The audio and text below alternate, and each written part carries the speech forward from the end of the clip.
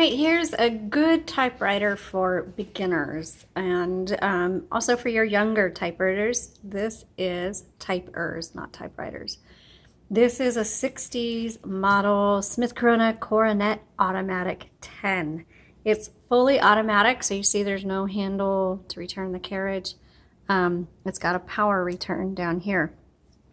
So let's take a look at how this works. Right here is, and this is not the original color. We've painted it with actually a blue chalk paint. So you could even draw on here with chalk if you wanted. But anyway, just so you know, that's not the original color. This is here on the carriage and on the keyboard. That is the original color.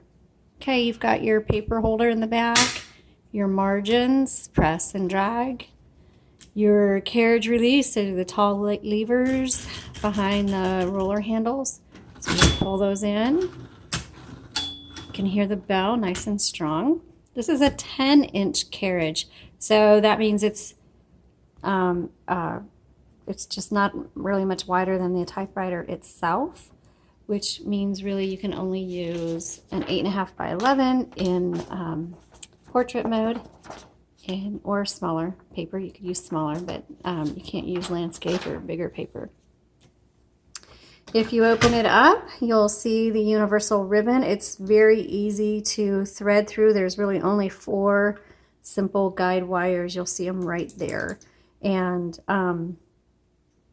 these ribbons, when you get to the end of the spool, if you need to reverse it, sometimes they auto reverse, but if your typewriter just stops or you see your fonts getting faint, stop and check your ribbon or try reversing it right here, just down and up.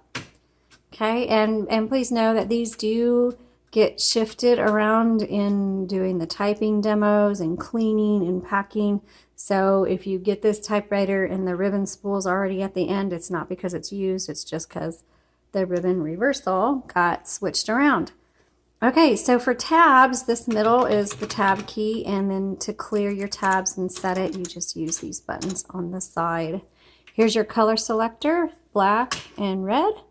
Your margin release, which is when you get to the end of your line and you get to the margin, the carriage is gonna stop, and it doesn't matter if you're done with typing your word or not, it's just gonna stop. And if you have a few characters left, you can hit your margin release before hitting your power return. Now, one thing about power returns, they are powerful, just like the name.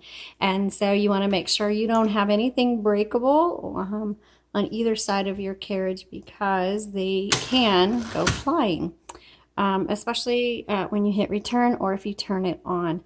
Sometimes the carriage can fly in either direction, so just be aware of that. Okay, let's go ahead and turn this on and do some typing. Now, just so you know, right here on the left side is copy set. That just determines how hard you want your type bars to strike your paper. Sometimes you can notice a difference, sometimes you can't. So really that's just some personal preference. Okay, let's turn this on. And I always make sure, in case the carriage goes flying, let's just have it there. Okay, let's load our paper, and I'm going to go ahead and flip up my paper holder. Oh, and here's your guide, the paper guide, this little metal piece on the left side. I'm going to put that right there.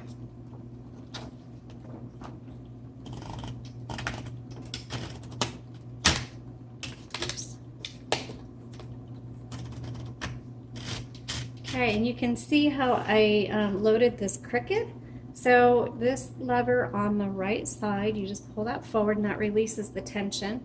And I'm going to straighten out my paper and then release that, and it should be better. Not perfect. My typewriter teacher would not be happy.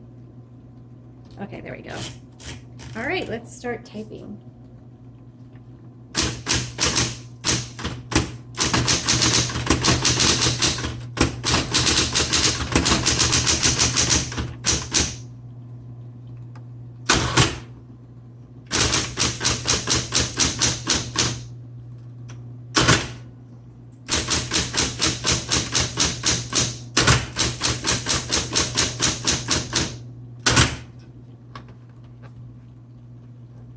And you're going to want it on a non-slippery surface and a stable table, because this is, when you hit return, it does kind of shake the table. It shakes the typewriter a bit. So you either get a rubber pad or something on it, or if it's on a wood table, it should be fine.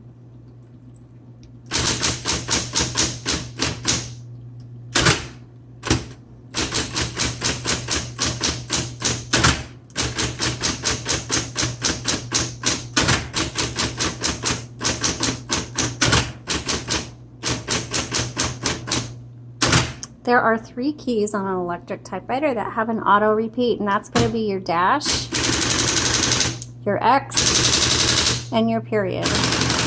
That comes in handy for a variety of things. Let's try the red out as well. Also, you'll notice that these 2 black keys look different than the rest. These are actually caps that go on top of the key, which means they're interchangeable. This does not come with interchangeable typewriter heads. But if you come across them, that's what these are for. So the caps pop off, and then also in here, the key in here, you'll want to do it when the power is off. I'll turn the power off. That actually pulls off. You can interchange those. But they're a little bit harder to find. If you come across them, that's what it's for.